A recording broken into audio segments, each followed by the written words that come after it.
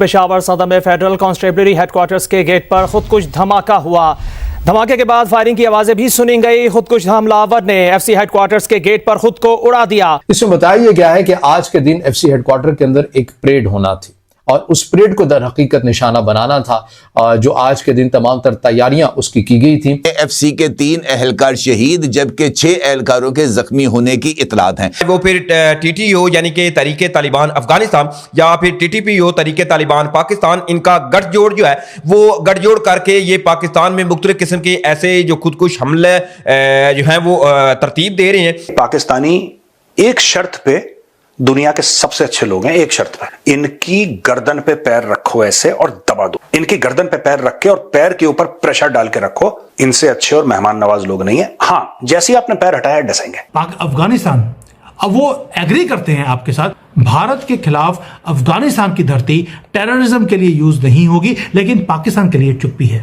जब से अफगानिस्तान की तरफ से पाकिस्तान में दहशतगर्दी की स्पॉन्सरशिप में इजाफा हुआ है, दहशतगर्दी के वाकयात में भी उसी तेज रफ्तारी के साथ इजाफा हुआ है। इस आर्टिकल के अंदर ये लिखा गया कि इस खत्ते के अंदर जितना भी जो कुछ बदअमनी के वाकयात हो रहे हैं ना, ये इसका सारा का सारा जो जिम्मेदार है ना वो रियासत पाकिस्तान है। ये रियासत पाकिस्तान इस खत्ते के अंदर अमन और अमान नहीं बहाल कर सकती। नमस्कार दोस्तों, आज पाकिस्तान के आर्मी हेडक्वार्टर पर एक बड़ा अटैक किया गया और ये अटैक इतना खतरनाक था कि इसमें कहा जा रहा है कि अब तक की रिपोर्ट्स के मुताबिक 20 से ज्यादा पाकिस्तानी फौजी मारे जा चुके हैं और कई सारे लोग भी घायल हैं जो उस वक्त पाकिस्तान आर्मी हेडक्वार्टर के पास मौजूद थे। हालांकि पाकिस्तानी आर्मी पूरी डिटेल्स रिवील नहीं कर रही इस वक्त, लेकिन ये भी कहा जा रहा है कि इसमें टेररिस्ट का मेन टारगेट था आसिम मुनीर, क्योंकि इस आर्मी हेडक्वार्टर में एक बड़ा परेड का आयोजन किया जाने वाला था, जहां पर इस परेड को विजिट करने आसिम मुनीर भी आने वाले थे। लेकिन इस अटैक में आसिम मुनीर बार बार बच गया और हर बार की तरह पाकिस्तान मीडिया इसका इल्जाम भी तालिबान पर लगा रही है। उनका कहना है कि जब भी तालिबान की कोई मिनिस्टर भारत जाते हैं तो उसके बाद पाकिस्तान पर इस तरह का बड़ा अटैक होता है और इसके पीछे भी भारत का हाथ है। भारत ने ही तालिबान से ये सब करवाया है। चलिए इसी पर आगे पाकिस्तानी मीडिया का रिएक्शन देखते हैं। अगर आपको हमारा वीडियो पसंद आए तो वीडियो को लाइक करें और हमारे चैनल को सब्सक्राइब कर लें।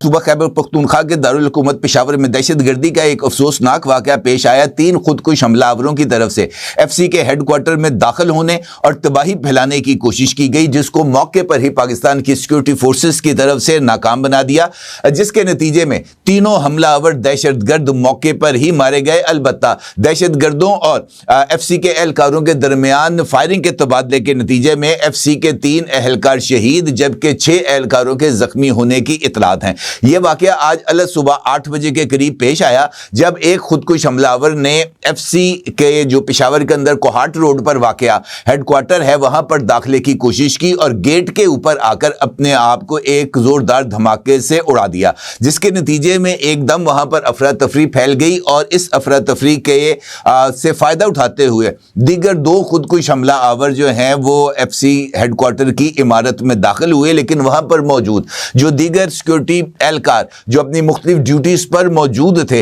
उन्होंने फौरी तौर पर कार्रवाई करते हुए इन दहशतगर्दों को निशाना बनाया और इस कार्रवाई के दौरान एक और खुदकुश हमलावर ने अपने आप को जो है वो फायरिंग के तबादले के दरमियान ही उड़ा दिया और वहां पर भी बताया गया है कि एक एफसी एहलकार मौजूद था जो मौके पर ही शहीद हो गया, जबकि दीगर 2 एहलकार जो उसके करीब मौजूद थे वो बुरे तरीके से जख्मी हुए, जबकि तीसरे दहशतगर्द को सिक्योरिटी एहलकारों की तरफ से जो है वो उसको भी मार गिराया गया। अब सिचुएशन ये बन रही है कि खैबर पख्तूनख्वा के अंदर जब से अफगानिस्तान की तरफ से पाकिस्तान में दहशतगर्दी की स्पॉन्सरशिप में इजाफा हुआ है, दहशतगर्दी के वाकयात में भी उसी तेज रफ्तारी के साथ इजाफा हुआ है। अभी रिसेंटली अफगानिस्तान के एक आला सरकारी ओहदेदार की तरफ से पाकिस्तान में 4000 खुदकुश हमला आवरों को भिजवाने का ऐलान किया गया था और इसके साथ साथ पाकिस्तान में अफगानिस्तान के साबिक सफीर मुल्ला अब्दुल सलाम ज़ईफ की तरफ से भी इस बात की धमकी दी गई थी कि जनाब पाकिस्तान के पास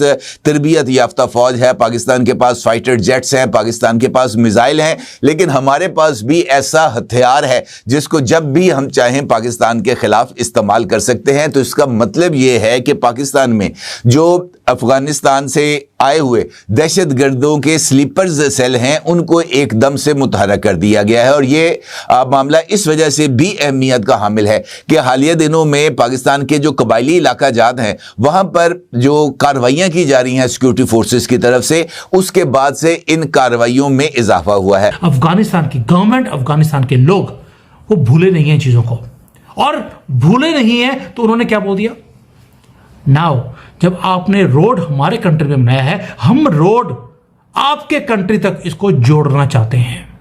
दोबारा सुनिए, अफगानिस्तान आपको बोल रहा है अब हम अपनी रोड जो आप ही की बनाई हुई हमारे कंट्री में है, अफगानिस्तान में, हम उस रोड को भारत से जोड़ना चाहते हैं, बाईपास करना चाहते हैं पाकिस्तान को। एंड दूसरी बात, उसको करने के लिए आपको सिर्फ गिलगिट का एरिया चाहिए।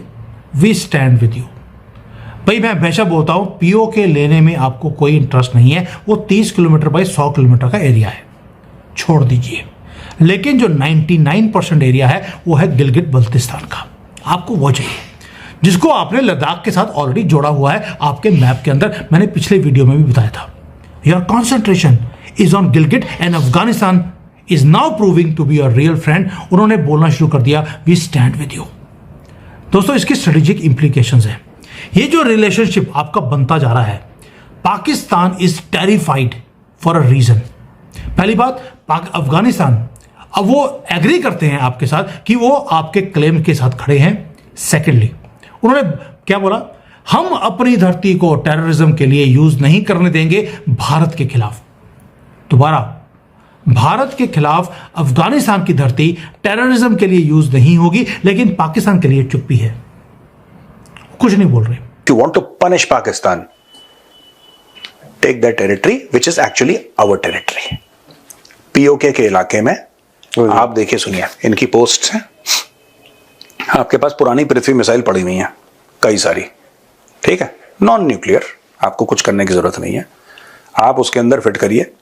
और लेटेस्ट आ गए हैं chemicals, explosives which increase your explosive yield 10 times, 20 times, 100 times. मतलब आपने कुछ नहीं करना, you keep your troops ready, ठीक है। सारे के सारे आपके 20-50 आपके पोस्ट हैं, पाकिस्तानी पोस्ट जो हैं। Fire, ask your troops to move, dig in, lie doggo. और जो भी इनके कमांड हेडक्वार्टर हैं जितने भी, make sure your Pinakas get there brigades here, there brigade headquarter, div headquarter Pinaka से, just keep on striking with Pinakas and have your combat air patrols in the air. इनको ठोकते रहो। मैं बता रहा हूं, मैंने एक को बोला था, उसको बड़ी हंसी आई। पाकिस्तानी एक शर्त पे दुनिया के सबसे अच्छे लोग हैं, एक शर्त पे, इनकी गर्दन पे पैर रखो ऐसे और दबा दो। इनकी गर्दन पे पैर रख के और पैर के ऊपर प्रेशर डाल के रखो। इनसे अच्छे और मेहमान नवाज लोग नहीं है। हां, जैसे ही आपने पैर हटाया डसेंगे। आप इनके पैर पे दबाव रखो, गर्दन पे दबाव रखो पैर से।